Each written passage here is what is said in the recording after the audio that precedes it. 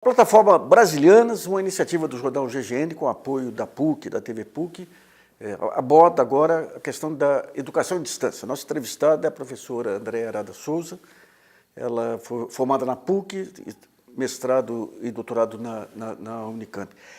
Professora, primeiro, analisando idealmente a tecnologia hoje, a educação à distância, mas principalmente o uso da tecnologia, em que pode acelerar o processo educativo no país?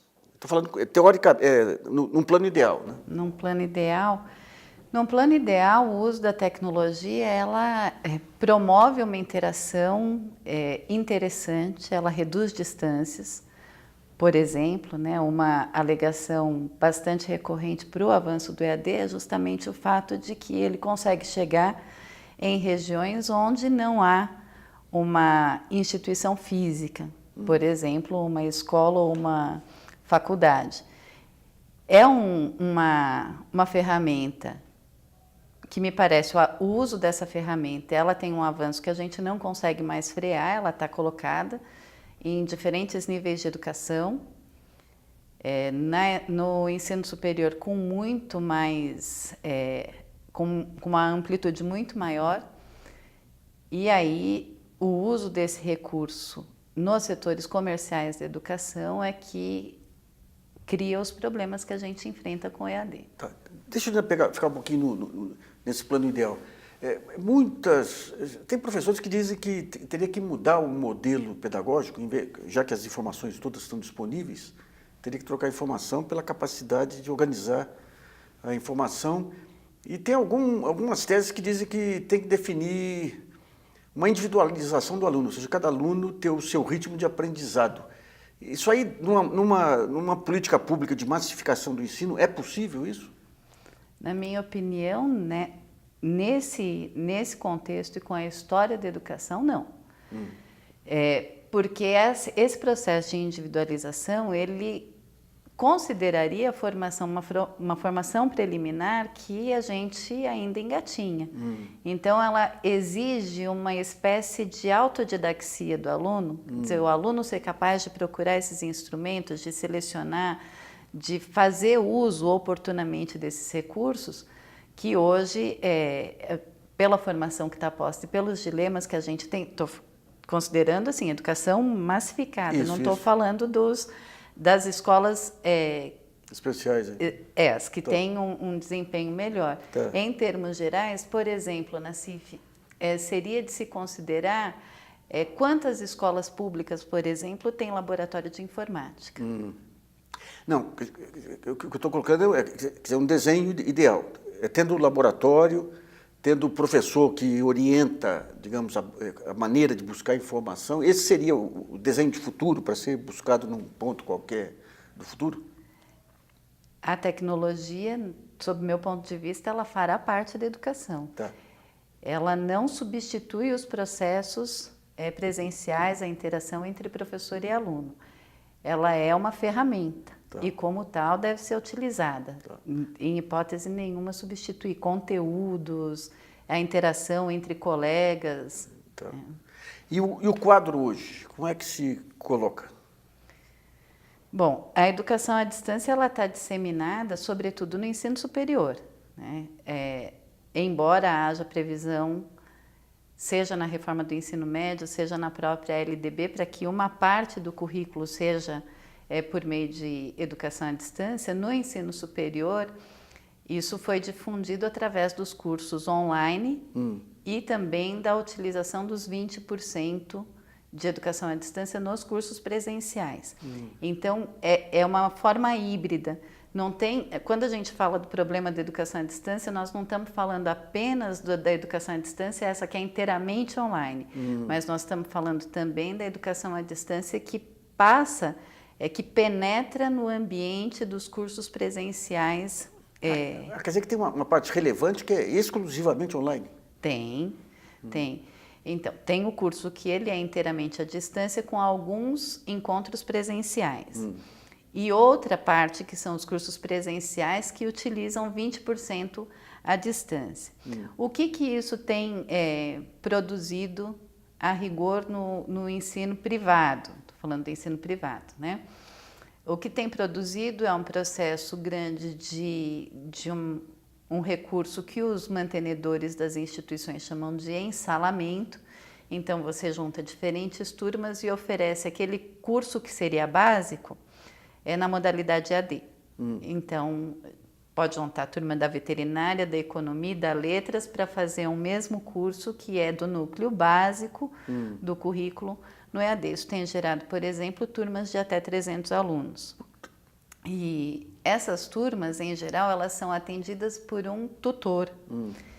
Esse tutor, que na nossa opinião ele deveria, num estado ideal do EAD, ser um professor com formação para isso, ele é um profissional que precisa ter apenas o curso superior, não necessariamente na área. E o MEC nunca regulamentou isso aí adequadamente? Então, o MEC, quando a educação à distância ela foi instituída, o MEC, pouco tempo depois, 2 anos depois, ele soltou um documento chamado Referenciais de Qualidade. Esse documento estabelecia critérios mais claros. Então, neste documento, por exemplo, o tutor era alguém que participava da função docente, porque era ele quem fazia a mediação do processo ensino-aprendizagem, era ele quem tirava dúvidas, quem encaminhava essas dúvidas. Ele tinha uma função propriamente docente. Nós esperamos muito tempo por um posicionamento do Conselho Nacional de Educação. E quando o Conselho, então, emitiu o parecer, ao invés de fortalecer a ideia de que a educação à distância ela deveria contar com uma equipe de professores, para além dos técnicos especialistas em tecnologia, informática e tal, por conta do recurso tecnológico, ela fragilizou ainda mais. O parecer fragilizou ainda mais a situação do tutor, porque tratou o tutor dentro de um pacote grande chamado profissionais da educação. Equiparou ele ao cara de tecnologia? Destituiu esse profissional, para usar o termo deles, da condição de professor. Então, isso foi em 2016, se não me engano, foi segundo semestre de 2016. O que acontece a partir daí é que, não havendo regulamentação, a gente tem um deslocamento desse trabalhador, ele deixa de estar no grupo de trabalhadores docentes e vai para o auxiliar administrativo, o técnico educacional. E isso tem gerado prejuízos imensos, né? Porque além do problema que cria para o professor, para a carreira do professor, para a perspectiva que a gente tem sobre a profissão docente, né, ele vai retirando do professor as competências que o professor tradicionalmente tinha. Então, o professor tradicional, ele planeja, ele executa e ele avalia. No modo EAD, do modo como está posto, esse trabalho está todo parcelado. Virou um saque aí, o serviço de atendimento ao cliente. Isso, exatamente isso, Nassif. Eu, inclusive, às vezes penso que a gente pode estar diante de um call center, com muitos professores atendendo alunos. Mas essa fragmentação, então, cria um professor que é responsável pela ementa do curso, ele seleciona os textos e essa ementa ela não pode ser alterada. Um outro professor que produz conteúdo e outros tantos tutores que desenvolvem, que estão interagindo com os alunos diretamente. Você tem estatísticas mostrando o desempenho do pessoal de EAD 100% EAD, esse pessoal dos 20% e a educação convencional? Absenteísmo, notas, desempenho, tudo? Então, o desempenho e o mercado ainda, os resultados são muito preliminares. Me parece que, segundo o censo de 2016, o maior número de estudantes em EAD são justamente aqueles que procuram a licenciatura.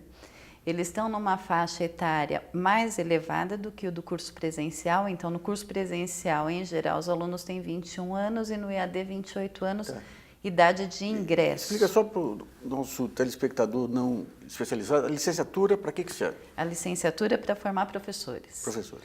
E a maior parte, então, é para a licenciatura? A maior parte é para formar professor. Os cursos, em geral, as faculdades privadas, elas já não oferecem mais cursos como letras, geografia, história, matemática, em muitos casos, pedagogia. Esses são normalmente cursos oferecidos na modalidade EAD. Então, mas você tem curso para licenciatura, tem tutores que não são pedagogos e não são especialistas. Que tipo de profissional que é formado aí?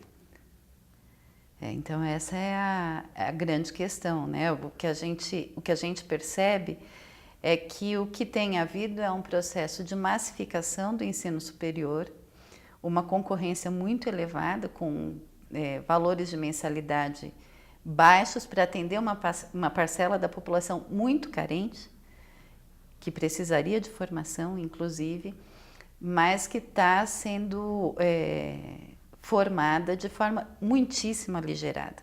Muitíssimo aligerada, porque sequer os problemas que surgem e que são suscitados a partir da relação direta entre professor e aluno, entre professor e aluna, essas pessoas, esses alunos, eles estão alijados dessa possibilidade. Deixa eu fazer uma pergunta, pensando no campo ideal aí, num governo legítimo e tudo aí, as universidades públicas e universidades tipo PUC, elas, há muitos anos, elas formam, o nome virou palavrão, mas não é palavrão, eles formam a elite da intelectualidade brasileira, tanto na área tecnológica, na área das ciências humanas e tudo aí.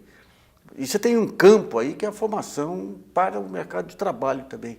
Você vê, com uma regulação eficiente, a possibilidade de complementariedade do ensino público com o ensino privado, buscando, digamos, essa preparação para o emprego?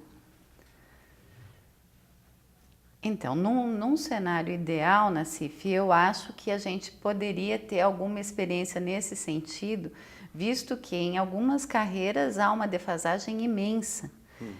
O que até aqui, e sobretudo neste momento que nós estamos vivendo, tem se produzido, é uma falácia de que a gente vai formar para o mercado de trabalho, para um mercado de trabalho que está progressivamente precarizado. Né? Então, quando você me pergunta assim, é possível que a gente tenha? É possível quando a gente superar esse estado de coisas e a gente tiver no horizonte uma situação que restabeleça alguma dignidade para o trabalhador em termos gerais. Porque para este mercado de trabalho que é progressivamente informal, eu não consigo sequer imaginar que tipo de função esta parceria entre universidade pública e faculdades privadas poderia produzir para alavancar esse mercado num momento de reconstrução do país. Eu estou sempre pensando sem Temer. Num outro momento, né? Agora, você mencionava um pouquinho antes uma experiência de educação à distância da Unicamp. Você chegou a estudar essa experiência deles? Não estudei. A questão da universidade pública eu não estudei. Eu, como dizia para você, ouvi o relato de uma colega num congresso em que ela dizia justamente que durante um período, 2 anos, ela executou a função de tutora nos cursos online oferecidos pela Unicamp. E a realidade que ela trouxe para aquele coletivo que a estava ouvindo era muito diferente dessa que está colocada nos dias de hoje e que é utilizada pelas instituições privadas. Então, eles tinham um grupo orientado que dialogava, que produzia o conteúdo e que também estava em contato com o aluno. Então, o trabalho dela não era parcelado. O trabalho dela era um trabalho virtual na medida em que a mediação que se dava ali era por meio da tecnologia, mas ela não estava fazendo uma parcela apenas do trabalho. Entendi. Professor, muito obrigado aí por sua entrevista. Esse é mais um depoimento para a Plataforma Brasilianas, uma iniciativa do jornal GGN com apoio da PUC e da TV PUC.